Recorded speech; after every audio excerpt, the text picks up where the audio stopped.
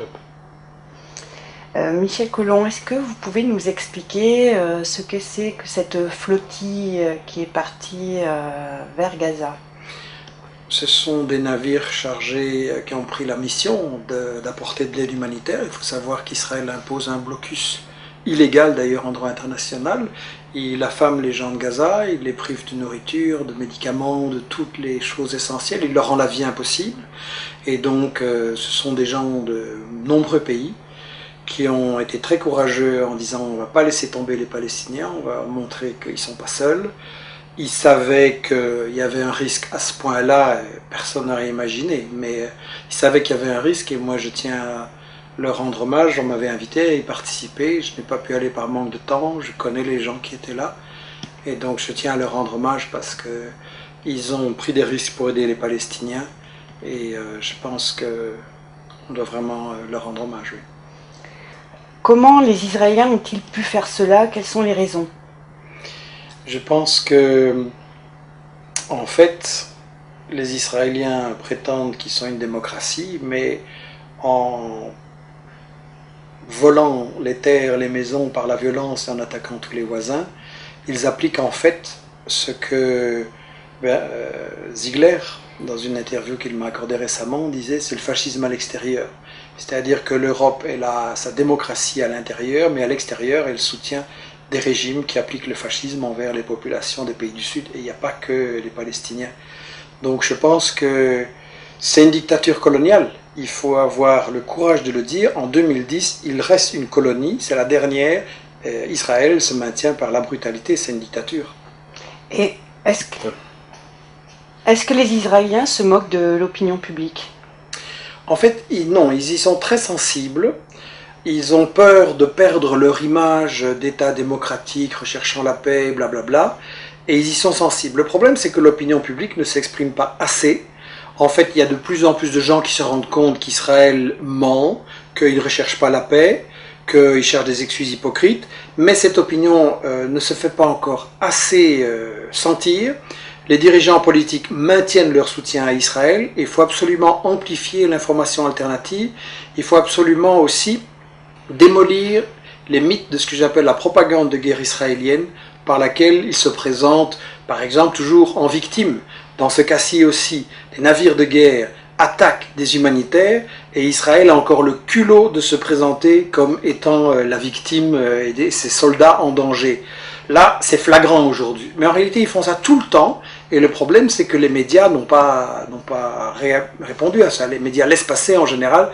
Israël se présente toujours en rôle de victime. Justement, le président français Nicolas Sarkozy a réagi ce midi en disant que la réaction des Israéliens avait été disproportionnée. Qu'en pensez-vous? Je suis scandalisé. Quand le président français dit que la réaction israélienne est disproportionnée, c'est un menteur. Parce qu'une réaction disproportionnée, ça veut dire une réaction qui est légitime, mais qui exagère. Et ça fait référence, à ce qu'on appelle en droit international la légitime défense. C'est-à-dire qu'un État qui est attaqué a le droit de se défendre, mais il doit répondre sans exagérer. Et donc Sarkozy, aujourd'hui encore, maintient le mensonge que ce serait Israël qui serait agressé, qui devrait simplement réagir de façon modérée et correcte. C'est un menteur parce qu'en réalité c'est Israël qui depuis 60 ans vole les terres des Palestiniens, leur rend la vie impossible et en employant ce mot-là aujourd'hui, Sarkozy ment à son peuple et ment à l'opinion internationale. Ça ne m'étonne pas parce qu'en plus ses ministres aussi répercutent tous les mensonges qui sont favorables à Israël. Vous avez une ministre de l'Intérieur, Madame Alliot-Marie, qui a eu le culot d'encourager à faire un procès contre les personnes qui en France appellent à boycotter les produits illégaux d'Israël. Donc en fait il faudrait faire un procès à Madame Alliot-Marie qui est censée faire respecter le droit, qui viole le droit international, qui vient en secours à Israël, qui bafoue toutes les résolutions de l'ONU, et ce gouvernement-là a encore le culot de se prétendre le défenseur du droit. Et qu'en est-il au niveau des médias?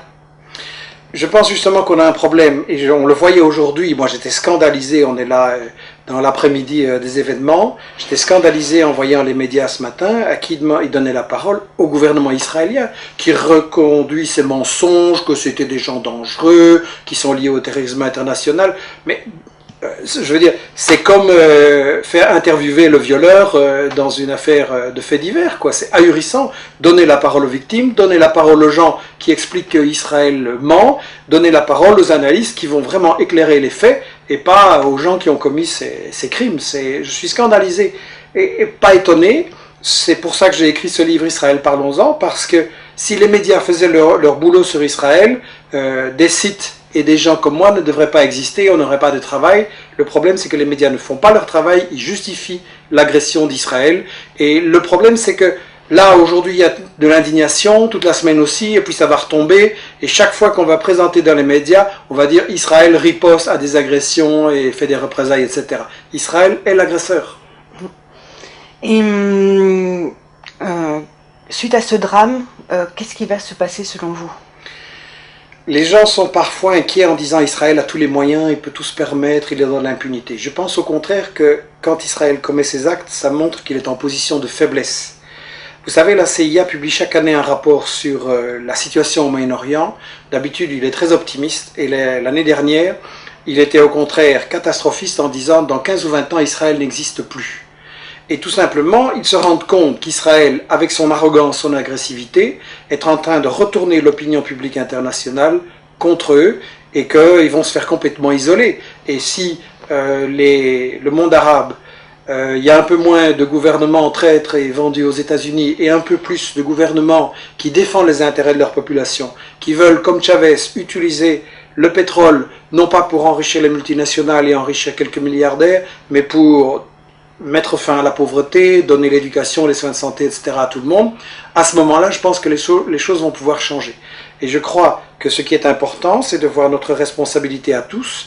L'information, c'est à nous à la faire, avec Internet, avec le travail que j'ai proposé, que tout le monde parle d'Israël et explique la vérité sur Israël.